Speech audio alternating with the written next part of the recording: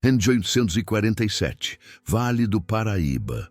Uma menina escrava de 12 anos está lavando roupas no rio quando ouve gritos desesperados. O filho do barão está se afogando. Ela tem segundos para decidir: arriscar a própria vida para salvar o filho de quem a escraviza, ou deixar o destino seguir seu curso.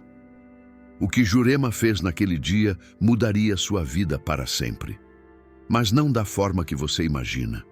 Fique até o final para descobrir como um ato de coragem transformou duas vidas em uma história de redenção impossível. A Fazenda Santa Cruz era conhecida em toda a região por duas coisas: o melhor café do Vale do Paraíba e a crueldade de seu dono. O barão de Vasconcelos não tolerava desobediência. Seus escravos trabalhavam do nascer ao pôr do sol, e qualquer erro era respondido com um chicote. Jurema tinha 12 anos quando tudo começou. Naquela tarde de março, estava ajoelhada na beira do rio, esfregando as roupas da casa grande contra as pedras. A água estava fria, suas mãos já estavam feridas, mas ela não podia parar. Ao longe, ouvia as risadas das crianças brancas brincando. Miguel, o filho único do barão, corria com os outros meninos perto da corredeira. Tinha apenas 10 anos. De repente, um grito diferente, de pânico real. Jurema ergueu a cabeça. Miguel tinha escorregado nas pedras molhadas e caído na parte mais violenta do rio. A correnteza o arrastava como um boneco de pano. Os outros meninos ficaram paralisados, gritando por ajuda, e Jurema largou as roupas. Seu corpo se moveu antes que sua mente pudesse pensar. Antes que pudesse lembrar que era proibida de tocar nos senhores, antes que pudesse calcular o perigo, ela mergulhou. A água estava muito mais forte do que parecia da margem. A correnteza puxava Jurema para baixo, enchendo sua boca, seus pulmões, mas ela continuou nadando. Seu pai tinha lhe ensinado anos atrás, antes de ser vendido para outra fazenda. A água não é inimiga, ele dizia. Você só precisa respeitar ela. Jurema viu Miguel sendo levado, seus braços tentando agarrar o ar. Ele já estava quase inconsciente. Com as últimas forças, ela alcançou o menino, segurou seu braço, depois seus ombros. Puxou a cabeça dele para fora da água. Agora eram dois lutando contra o rio. Vamos morrer, pensou Jurema. Vamos morrer os dois. Mas algo dentro dela não conseguia desistir. Não conseguia soltar aquele menino. Era apenas uma criança, como ela. Usando uma técnica que o pai tinha mostrado, Jurema se deixou flutuar de costas, segurando Miguel contra o peito, deixando a correnteza levá-los até uma parte mais calma. Quando finalmente seus pés tocaram o fundo, ela puxou Miguel para a margem. Ele tossia, vomitava água, mas estava vivo. A baronesa já corria pela margem, histérica, gritando o nome do filho. Jurema se afastou, encharcada, tremendo. Sabia que tinha feito algo impensável. Tinha tocado no sinhozinho, tinha deixado as roupas no rio, ia ser castigada, com certeza ia ser castigada, mas o castigo nunca veio. Naquela noite, Jurema foi chamada à casa grande pela primeira vez na vida. Seus pés descalços deixaram marcas de água no chão de tábuas polidas. A baronesa chorava, agarrada ao filho. Miguel estava enrolado em cobertores, pálido, mas vivo. O barão estava em pé, os braços cruzados, olhando para Jurema como quem avalia um cavalo. Você fez bem, menina. Qual seu nome? Jurema, senhor. Jurema. Ele repetiu o nome como se estivesse memorizando. Você não será castigada por deixar as roupas no rio. Pode ir. Era isso. Nenhum agradecimento, nenhuma recompensa. Apenas a permissão de não ser chicoteada. E aquilo, naquele mundo, já era considerado generosidade. Jurema se curvou e saiu, voltando para a senzala. Mas enquanto caminhava, sentiu um olhar em suas costas. Miguel a observava da janela, os olhos arregalados, as mãos segurando o cobertor. Ele não disse nada, mas algo tinha mudado naquele olhar. Algo que levaria anos para florescer. Nos dias seguintes, algo estranho começou a acontecer. Miguel procurava Jurema com os olhos. Onde quer que ela estivesse trabalhando, ele aparecia. E uma tarde, quando ninguém estava olhando, o menino se aproximou. Jurema, eu queria te agradecer. Você me salvou. Aquelas palavras simples plantaram uma semente. Uma semente perigosa em um mundo onde escravos e senhores não podiam ser nada além do que eram. Mas as sementes não pedem permissão para crescer. E 10 anos depois, quando Miguel voltasse de seus estudos em Portugal transformado em homem, essa semente teria se tornado algo impossível de ignorar. Na próxima parte, você vai descobrir o que aconteceu quando os dois se reencontraram. E por que esse reencontro colocou a vida de Jurema em perigo mortal. Não perca a continuação dessa história. Jurema salvou Miguel de se afogar quando tinha apenas 12 anos. Um ato de coragem que mudaria tudo. Mas no Brasil de 1847, gratidão entre senhor e escravo era um território perigoso. Agora, prepare-se para descobrir o que aconteceu nos 10 anos seguintes. Miguel não esqueceu. Enquanto Jurema voltava à rotina de lavar, cozinhar e servir, o menino a procurava. Não de forma óbvia, mas com olhares, pequenos gestos. Um dia, quando Jurema carregava a água do poço, Miguel apareceu segurando um livro. Jurema, você sabe ler? Ela quase derrubou o balde.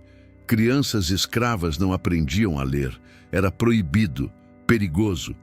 Não, senhorzinho, eu poderia te ensinar, se você quiser. O coração de Jurema disparou. Não de alegria, mas de medo. Um medo profundo, ancestral. Senhorzinho não pode fazer isso. Se o barão descobrir... Miguel franziu a testa, confuso com o medo nos olhos dela. Mas foi você quem me salvou. Eu só quero... Por favor, senhorzinho.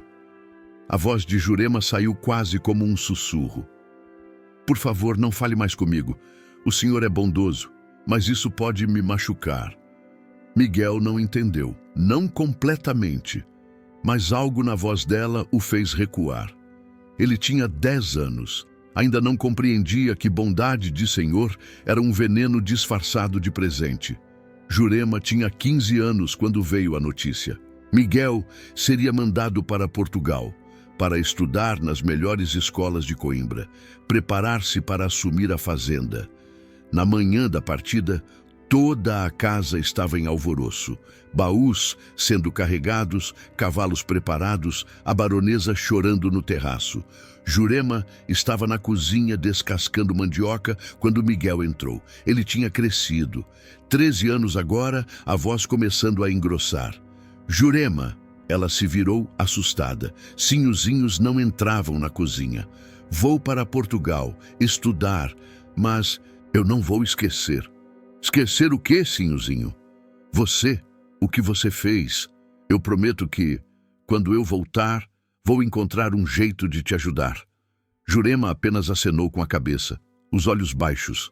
Promessas de crianças brancas eram como nuvens. Bonitas de longe, mas impossíveis de segurar. Miguel saiu. E Jurema continuou descascando mandioca, as mãos mecânicas, o coração fechado. Ela não esperaria por promessas, porque esperar doía demais. 5 anos se passaram sem notícias. Jurema cresceu e se tornou uma mulher. Foi transferida da cozinha para a casa grande, trabalhando como mucama da baronesa. Penteava os cabelos dela todas as manhãs. Vestia seus vestidos importados. Ouvia suas fofocas sobre outras baronesas. Às vezes, cartas chegavam de Portugal. A baronesa lia em voz alta para as amigas, orgulhosa. Miguel está indo muito bem nos estudos. Dizem que ele é o melhor aluno de direito. Foi convidado para um baile na embaixada. Jurema ouvia tudo em silêncio, de pé no canto da sala, segurando o leque para refrescar a patroa. Miguel era agora parte de outro mundo. Um mundo de bailes, universidades, livros. Um mundo onde meninas como Jurema não existiam. E estava tudo bem. Ela tinha aprendido a não sonhar. Sonhos eram luxos de gente livre. Foi em agosto de 1857 que a notícia chegou. Miguel estava voltando. A casa entrou em frenesi. Reformas, pinturas, festas sendo planejadas. O filho pródigo retornaria. Jurema ajudou a preparar o quarto dele. Roupas de cama novas, cortinas importadas, móveis polidos até brilhar. Tocou nas coisas dele com cuidado, como se pudesse sentir a distância de 5 anos através dos objetos. O menino de 13 anos que partiu teria agora 20. Quase um homem. Seria diferente? Teria esquecido? Claro que tinha esquecido. 5 anos na Europa apagavam memórias de meninas escravas que o salvaram de rios. Mas Jurema estava errada. Muito errada. A carruagem chegou numa tarde de setembro. Jurema estava no corredor superior da Casa Grande quando ouviu o tropel de cavalos, os gritos de boas-vindas. Desceu as escadas com outras mucamas para ajudar com as bagagens. E então ela o viu. Miguel desceu da carruagem e Jurema quase não o reconheceu. O menino magro tinha se tornado um homem. Alto, ombros largos, barba bem aparada, roupas elegantes que cheiravam a Europa. Mas foram os olhos que a fizeram reconhecê-lo imediatamente. Os mesmos olhos de quando tinha 10 anos. Olhos que procuravam algo, que procuravam ela. O olhar de Miguel varreu a propriedade e parou em Jurema. Por 3 segundos que pareceram eternos, eles se encararam. E então, Miguel sorriu. Um sorriso pequeno, discreto, mas inconfundível. Ele não tinha esquecido.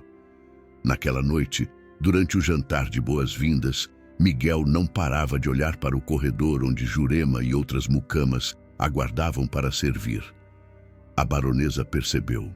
Miguel, querido, está procurando algo? Não, mãe, é que Jurema ainda trabalha aqui? Silêncio constrangedor na mesa. O barão limpou a garganta. A mucama, sim, ainda está aqui. Por quê? Curiosidade apenas. Foi ela quem, há muito tempo... Ah, sim, aquela história. O barão cortou um pedaço de carne. Isso foi há 1 década, Miguel. Assunto encerrado. Mas não estava encerrado. Depois do jantar, quando Jurema recolhia as taças na sala, Miguel se aproximou. Jurema! Ela se virou rápido demais, quase derrubando a bandeja. Senhor Miguel, você cresceu. Que coisa estranha de se dizer. Claro que tinha crescido. 5 anos tinham passado. O senhor também. Miguel sorriu, mas era um sorriso triste. Nunca esqueci o que você fez. Em Portugal, quantas vezes olhei para o rio Mondego e lembrei daquele dia. Você salvou minha vida, Jurema. Fiz apenas meu dever, senhor. Não. A voz dele ficou firme. Não foi dever. Foi coragem. Foi humanidade. Foi... Ele parou procurando palavras, e Jurema sentiu algo perigoso crescer em seu peito. Algo que ela não podia, não devia sentir. Esperança. Mas havia outros olhos observando. No corredor, escondida atrás de uma cortina, a baronesa via tudo. O jeito como Miguel olhava para Jurema, o jeito como ficava perto demais dela, a suavidade na voz dele, reconhecia aquilo, conhecia os sinais. Seu filho estava desenvolvendo sentimentos inadequados, e isso era inaceitável.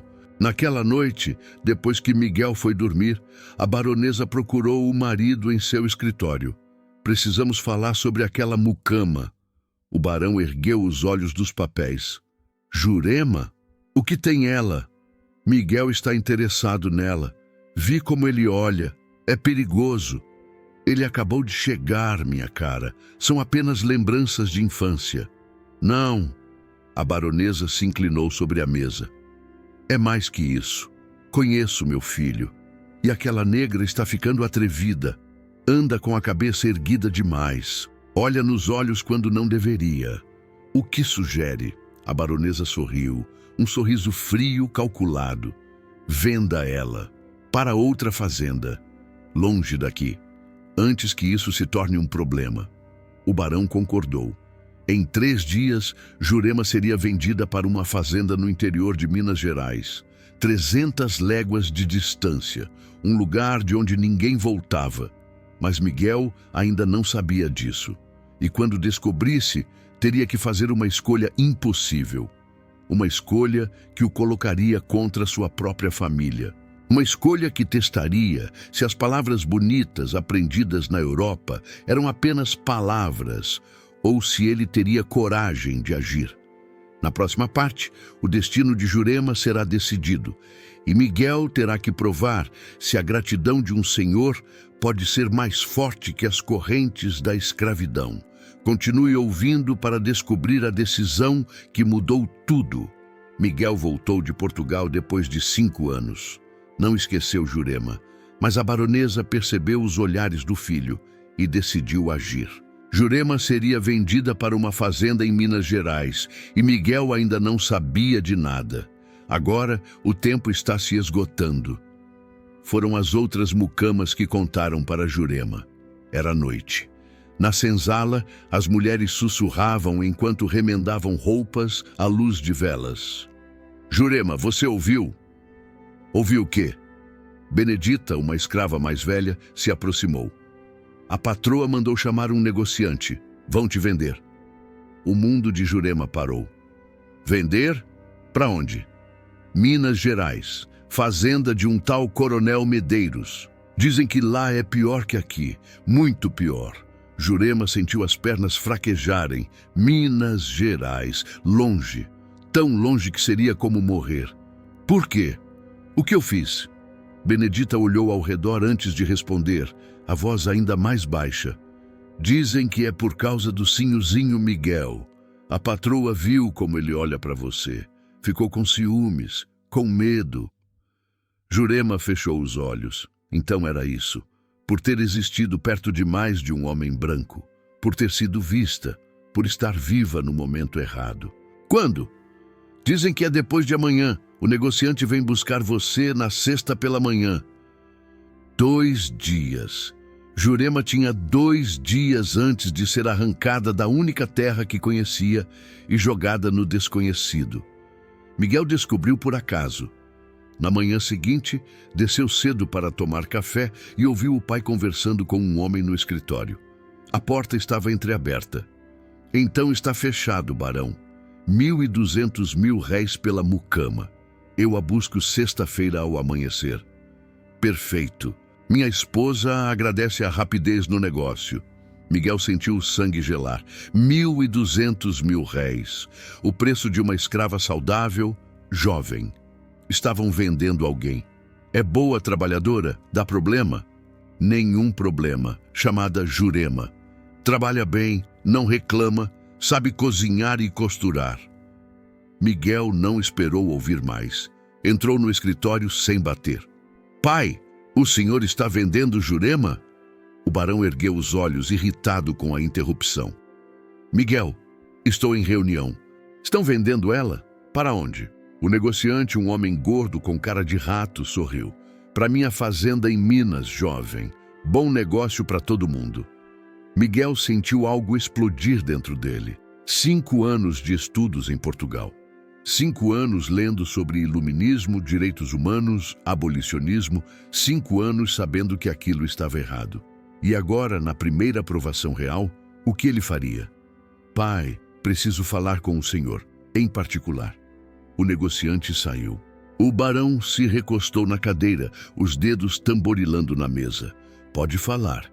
Porque vão vender Jurema? Porque decidimos que ela serve melhor em outro lugar. Isso é mentira. É porque a mãe viu que você o quê, Miguel? A voz do barão ficou perigosa. Complete a frase. Miguel respirou fundo. Que eu me importo com ela. Que sou grato. Que devo minha vida a ela. Gratidão não se paga com sentimentos tolos, meu filho. Você tem obrigações. Um casamento a fazer. Uma fazenda a herdar. E escravos... O barão se levantou. Escravos são propriedade, não são pessoas com quem desenvolvemos laços. Mas isso está errado. Errado! O barão bateu a mão na mesa. Você voltou da Europa com a cabeça cheia de ideias perigosas. Errado é esquecer seu lugar. Errado é desonrar esta família por causa de uma negra. Miguel recuou, mas não abaixou os olhos.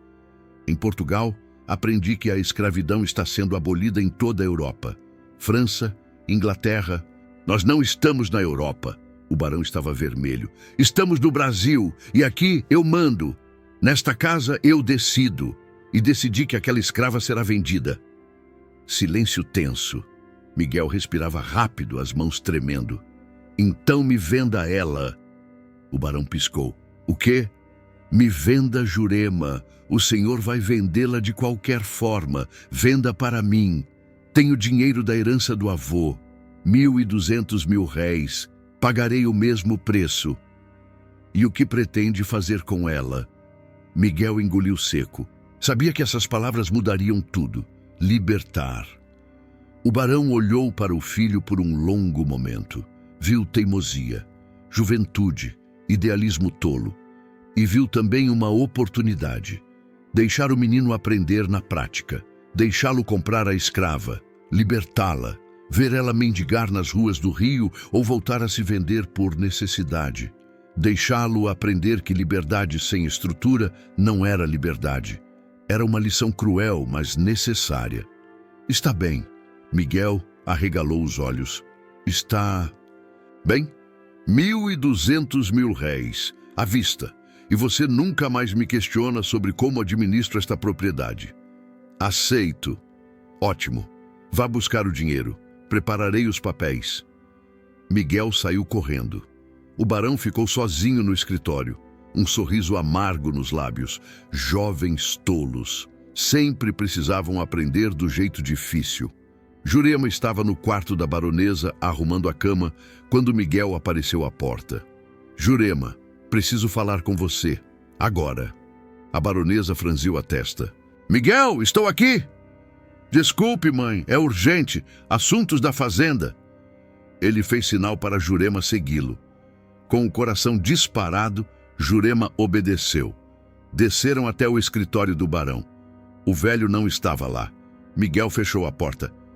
Jurema, eu soube que vão te vender. Ela apenas acenou com a cabeça, os olhos no chão. Mas não vão mais. Jurema ergueu os olhos confusa. Senhor? Miguel respirou fundo. Tirou um papel do bolso do paletó. Comprei você do meu pai. E agora? Ele abriu o papel. Era uma carta de alforria, com o nome dela escrito em letras elegantes. Estou te libertando. Jurema ficou paralisada. As palavras não faziam sentido. Comprou? Libertando? Senhor, não entendo. Você está livre, Jurema. Esta é sua carta de alforria. Você não pertence mais a ninguém. Jurema olhou para o papel. Não sabia ler bem, mas reconheceu algumas palavras. Seu nome. A palavra livre. Isso é real. É real. E tem mais. Miguel tirou uma bolsa de couro do bolso interno do paletó. Colocou na mesa.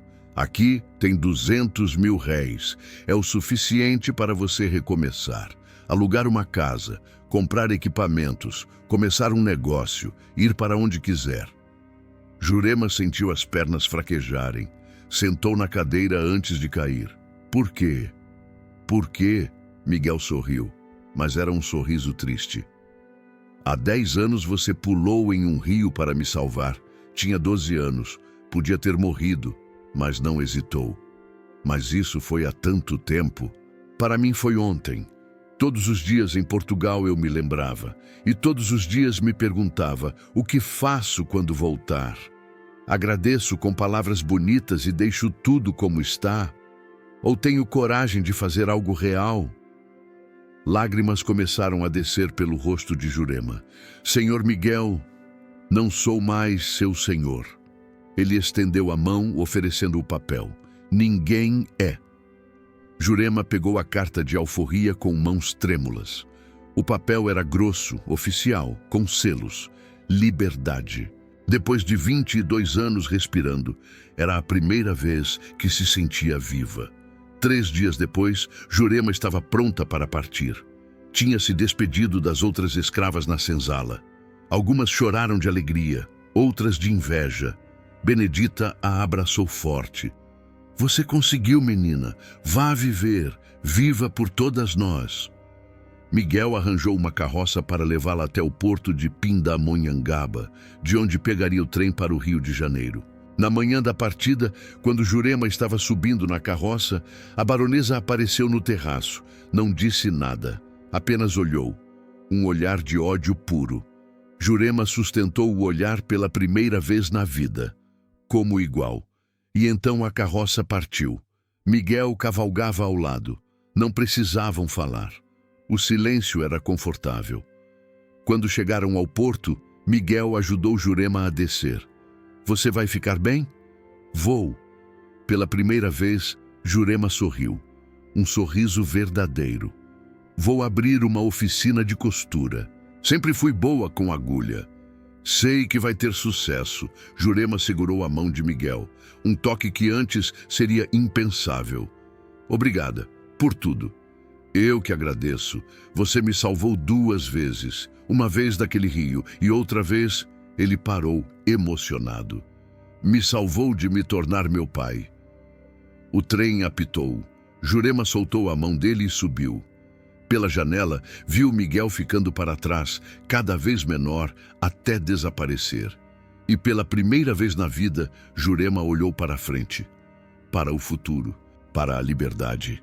Mas a história não termina aqui, porque libertar Jurema teve consequências, consequências que Miguel não imaginava.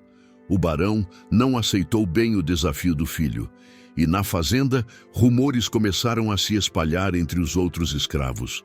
Se Jurema foi liberta, por que não nós? Uma semente perigosa tinha sido plantada, e Miguel teria que decidir, voltar atrás e se conformar com o mundo como era. Ou ir até o fim e enfrentar a fúria de uma sociedade inteira.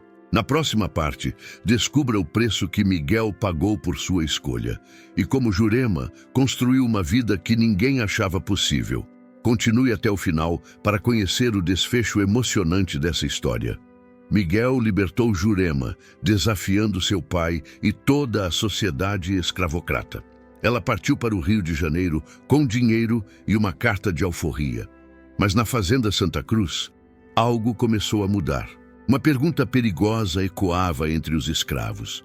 Se Jurema foi liberta, por que não nós? Agora, prepare-se para descobrir o preço que ambos pagaram por essa liberdade. 2 semanas depois da partida de Jurema, o barão notou algo estranho. Os escravos trabalhavam mais devagar, conversavam em grupos, havia sussurros constantes. Uma manhã, 3 escravos simplesmente não apareceram para o trabalho. Tinham fugido durante a noite. O feitor foi enviado atrás deles com cães. Trouxe os 3 de volta, sangrando, acorrentados. O barão ordenou o castigo público. Era assim que se mantinha a ordem. Mas quando o chicote estava prestes a cair, algo sem precedentes aconteceu. Os outros escravos não desviaram os olhos, não abaixaram a cabeça. Olharam fixamente para o barão, em silêncio. Mas era um silêncio diferente. Era um silêncio que dizia: nós vimos. Vimos que é possível. Naquela noite, o barão chamou Miguel ao escritório. Está satisfeito? Pai! 3 fugas em 2 semanas. Os escravos estão inquietos, desobedientes. E sabe por quê? Miguel não respondeu. Por sua causa, porque você libertou aquela negra. Agora todos acham que também merecem liberdade. E não merecem? O barão se levantou tão rápido que a cadeira quase tombou. Você está destruindo gerações de trabalho. Seu avô construiu esta fazenda. Eu a expandi. E você, em 1 semana, planta as sementes da revolta. Plantei as sementes da justiça. Justiça? O barão riu, mas era uma risada amarga. Justiça não colhe café, Miguel. Justiça não paga suas roupas finas. Justiça não mantém esta família. Então talvez esta família não mereça ser mantida. O silêncio que se seguiu foi mortal.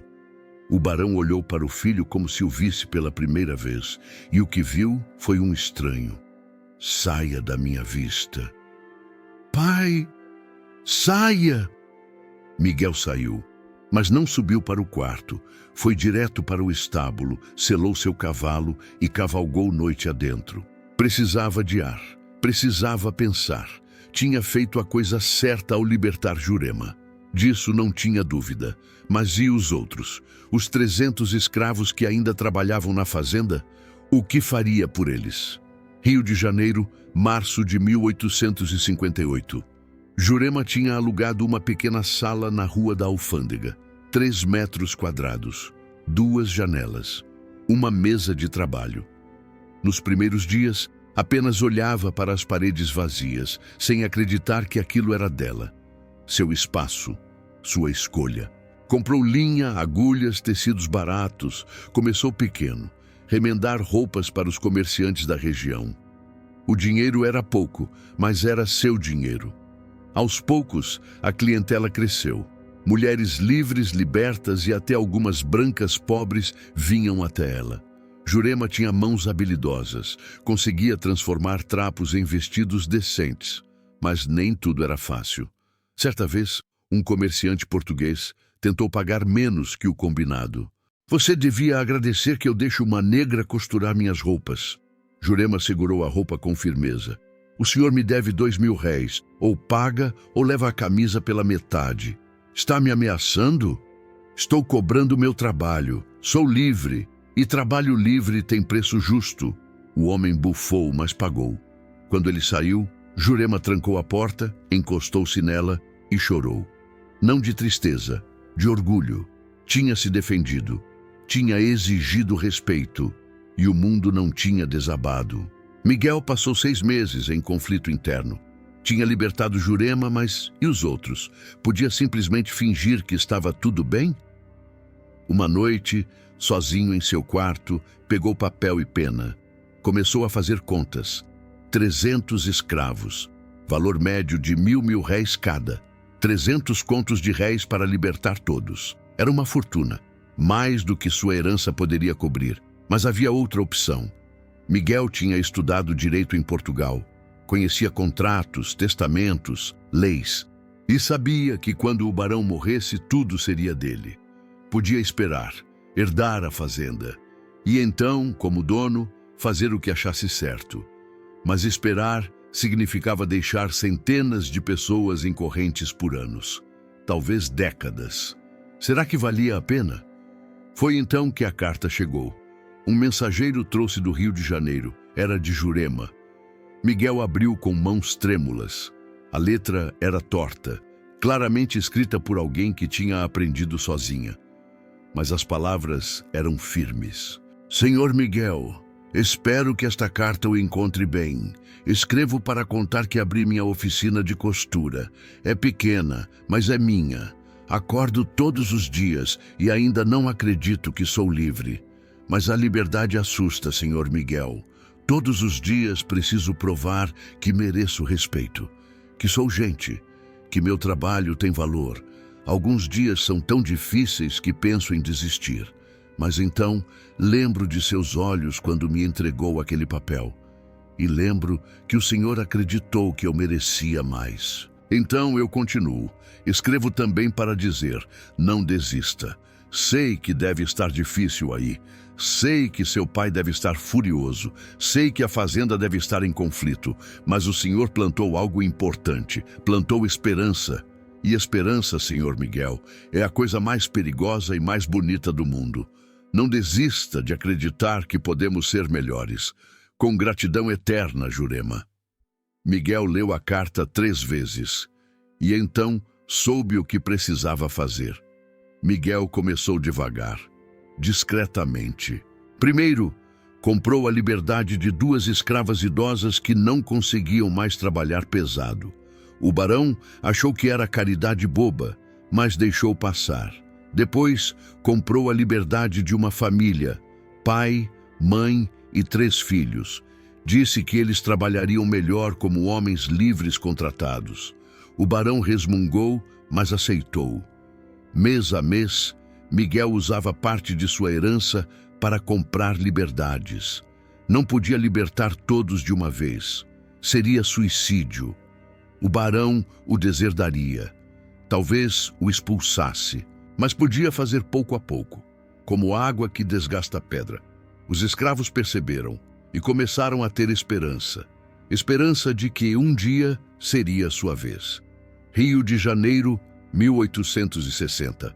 A oficina de Jurema tinha crescido. Agora ocupava um sobrado inteiro na Rua do Ouvidor. Tinha 4 costureiras trabalhando para ela, todas mulheres libertas que ela tinha treinado. Jurema estava sentada à mesa revisando contas quando a porta se abriu. Ela ergueu os olhos e seu coração parou. Miguel estava ali, mais magro, com algumas rugas precoces ao redor dos olhos, mas ainda o mesmo. Senhor Miguel, ele sorriu. Só Miguel, por favor. O que faz aqui? Vim ao Rio tratar de negócios e queria ver você, ver se estava bem. Jurema se levantou, limpando as mãos no avental. Estou bem, mais que bem. Tenho um negócio, funcionárias, uma vida. Miguel olhou ao redor admirado. Você construiu tudo isso? Com o dinheiro que você me deu e com muito trabalho. Ficaram em silêncio por um momento. E você? Jurema perguntou. Como estão as coisas na fazenda? Miguel suspirou. Difíceis. Meu pai ainda não me perdoou, mas libertei 53 pessoas até agora. Jurema arregalou os olhos. 53? Aos poucos, devagar. Não posso fazer tudo de uma vez, mas não posso ficar parado também. Jurema sentiu os olhos marejarem. Você está mudando o mundo, um coração de cada vez. Você também. Miguel apontou para a oficina. Está provando que somos mais que o que nos dizem ser. Mas a história estava longe de terminar. Porque em 1860, o Brasil estava à beira de grandes mudanças. A pressão abolicionista crescia. Leis estavam sendo debatidas. E Miguel teria que fazer uma escolha final. Continuar libertando aos poucos ou tomar uma atitude que mudaria tudo de uma vez. Uma atitude que colocaria sua vida em risco. Uma atitude que o transformaria de filho rebelde em revolucionário. Na parte final, você vai descobrir o desfecho dessa história, o sacrifício final de Miguel, e como o destino de Jurema e dele se entrelaçaram uma última vez. Não desligue agora. Faltam apenas alguns minutos para o final mais emocionante que você pode imaginar. Miguel libertou Jurema e, aos poucos, começou a libertar outros escravos da fazenda. Jurema construiu uma vida próspera no Rio de Janeiro. Mas o Brasil de 1860 estava mudando. E Miguel teria que fazer uma escolha que mudaria tudo para sempre. Este é o final da história. 3 anos depois do reencontro no Rio, uma notícia chegou até Miguel. O barão tinha adoecido. Febre amarela. Estava à beira da morte. Miguel cavalgou durante a noite inteira para chegar à fazenda a tempo. Encontrou o pai na cama, o corpo antes robusto, agora magro e frágil. A baronesa estava ao lado dele, rezando. Miguel. A voz do barão era um sussurro fraco. Estou aqui, pai. O barão tentou se sentar, mas não tinha forças. Preciso te dizer algo. Descanse, pai, não precisa falar agora. Preciso sim. O barão tossiu, uma tosse rouca e dolorosa. Você estava certo. Miguel congelou. O quê? Sobre a escravidão, sobre Jurema, sobre tudo. Lágrimas começaram a descer pelo rosto do velho. Construí um império em cima de sofrimento. E agora, no final, vejo que não construí nada. Só perpetuei maldade. Pai, quando eu morrer... O barão segurou a mão do filho com força surpreendente. Você faz o que achar certo. Liberta todos. Vende a fazenda. Queima tudo se for preciso. Mas não continue este legado. Pai, não fale assim. Vai melhorar. Mas ambos sabiam que era mentira. 3 dias depois, o barão de Vasconcelos morreu. O testamento foi lido na presença da família e dos advogados.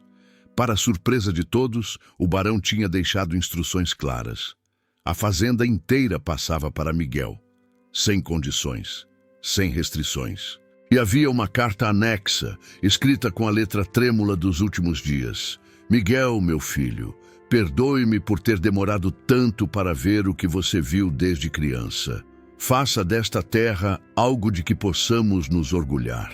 Não pelo café que produz, mas pelas vidas que liberta. Seu pai, que te amou mesmo quando não soube demonstrar.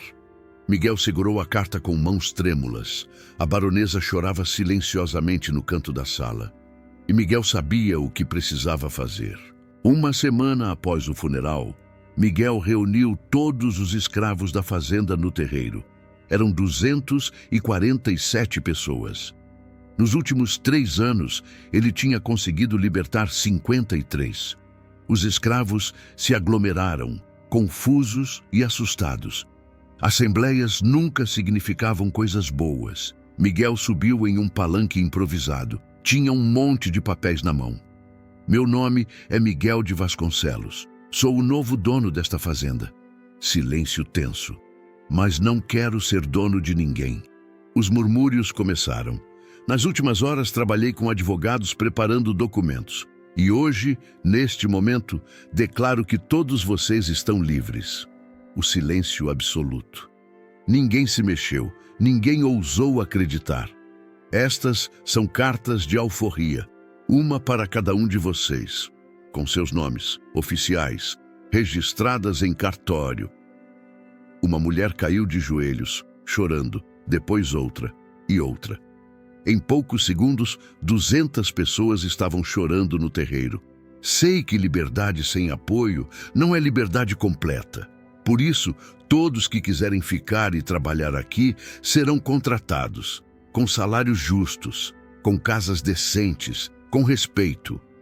Um homem idoso, que Miguel reconheceu como Pai João, deu um passo à frente. Senhor Miguel, isso é verdade mesmo? É verdade, Pai João. Você é livre. Todos são livres. O velho caiu de joelhos e beijou os pés de Miguel. Miguel o ergueu com lágrimas nos olhos. Não precisa se ajoelhar nunca mais, Pai João. Nunca mais para ninguém. A notícia se espalhou como fogo. O barão de Vasconcelos, agora só Miguel de Vasconcelos, tinha libertado todos os escravos de uma das maiores fazendas do Vale do Paraíba. Os outros fazendeiros ficaram furiosos. Isso é insanidade, vai destruir a economia da região. É traição à classe, traição ao Brasil. Miguel foi convocado a reuniões, pressionado a voltar atrás, ameaçado. Mas não recuou. Transformou a Fazenda Santa Cruz em uma cooperativa. Os trabalhadores eram donos de parte da terra. Recebiam porcentagem dos lucros. Nos primeiros anos, a produção caiu, mas aos poucos, algo surpreendente aconteceu. Homens e mulheres que trabalhavam por escolha, que recebiam salários justos, que tinham dignidade, produziam melhor. Em 5 anos, a Fazenda Santa Cruz era uma das mais produtivas da região, não apesar da liberdade, mas por causa dela. Rio de Janeiro, 1870. Jurema tinha agora 35 anos. Sua oficina tinha se expandido e agora era uma das mais respeitadas da cidade. Tinha até clientes da corte imperial. Baronesas que antes a desprezariam, agora disputavam suas criações. Era uma tarde de sábado quando a porta da oficina se abriu. Miguel entrou. Tinha 33 anos, barba grisalha precoce, mas os olhos ainda brilhavam com a mesma luz. Miguel! Jurema largou tudo e correu para abraçá-lo. Já não havia mais distância entre eles. Não mais senhor e escrava, apenas 2 pessoas que tinham mudado a vida uma da outra. Vim trazer novidades. Boas, espero. Libertei todos os escravos da fazenda, há 7 anos. Jurema segurou o rosto dele com as mãos. Você fez isso? Todos? Todos? E transformei a fazenda. Agora é uma cooperativa. As pessoas trabalham como sócias, não como propriedade. Miguel, você mudou o mundo. Não, você mudou o mundo quando pulou naquele rio. Quando me mostrou que coragem não tem cor, não tem classe, não tem correntes. Ficaram em silêncio, olhando um para o outro. Sabe o que é engraçado? Jurema disse sorrindo. Se você não tivesse caído naquele rio, nada disso teria acontecido. Então agradeço aquela pedra escorregadia todos os dias. Riram juntos. Uma risada leve, genuína. Os anos passaram. A abolição oficial da escravatura no Brasil aconteceu em 1888. Mas para Miguel e Jurema tinha acontecido décadas antes. Miguel continuou administrando a fazenda cooperativa. Tornou-se um dos principais defensores da abolição no Vale do Paraíba. Recebeu ameaças, sofreu boicotes, mas nunca desistiu. Jurema expandiu seus negócios. Abriu 3 oficinas, empregava mais de 20 mulheres libertas. Tornou-se referência de empreendedorismo feminino negro. E se mantiveram amigos, visitavam-se regularmente, escreviam cartas, compartilhavam vitórias e derrotas. Em 1887, um ano antes da Lei Áurea, Jurema recebeu Miguel em sua casa no Rio pela última vez. Ele estava doente, tuberculose. Os médicos diziam que eram meses, talvez semanas. Não tenha pena de mim, Miguel disse deitado no sofá da sala de Jurema. Vivi mais do que merecia e vivi do jeito certo. Você viveu como herói? Não. Miguel segurou a mão dela. Vivi como deveria, como qualquer pessoa deveria, com dignidade, com justiça. Quantas vidas você mudou, Miguel? Ele pensou por um momento. 247 na fazenda, mas acho que o número real é maior, porque cada pessoa que libertei, libertou outras, com exemplo, com esperança, como eu, como você. Ele sorriu. Você salvou mais que minha vida naquele rio, Jurema. Salvou minha alma. Miguel morreu em janeiro de 1888, 6 meses antes da abolição oficial. Mas viveu para ver o Brasil começando a mudar. Jurema viveu até 1903. Morreu aos 68 anos, cercada por suas funcionárias, amigas e pela comunidade que tinha ajudado a construir. Deixou um testamento. Sua fortuna seria usada para criar uma escola para meninas negras no Rio de Janeiro. A escola existe até hoje, e na entrada há 2 placas de bronze. Uma diz: Jurema Santos, 1835-1903, costureira, empresária, libertadora. A outra diz: Miguel de Vasconcelos, 1838-1888, fazendeiro, abolicionista, amigo. E embaixo das 2 placas uma frase: a coragem de um pode despertar a humanidade de outro, e juntos podemos mudar o mundo. Às vezes a história nos ensina que grandes mudanças começam com pequenos atos. Uma menina de 12 anos que pula em um rio. Um homem de 20 anos que entrega um papel de liberdade. Uma mulher que constrói um império de costuras. Um filho que desafia o pai e quebra correntes. Jurema e Miguel não mudaram o Brasil sozinhos, mas mudaram uns aos outros. E ao se mudarem, inspiraram centenas, que inspiraram milhares. A escravidão no Brasil durou 350 anos. Foi uma máquina de horror, crueldade e desumanização. Mas dentro dessa escuridão houve luzes, pequenas luzes que se recusaram a apagar.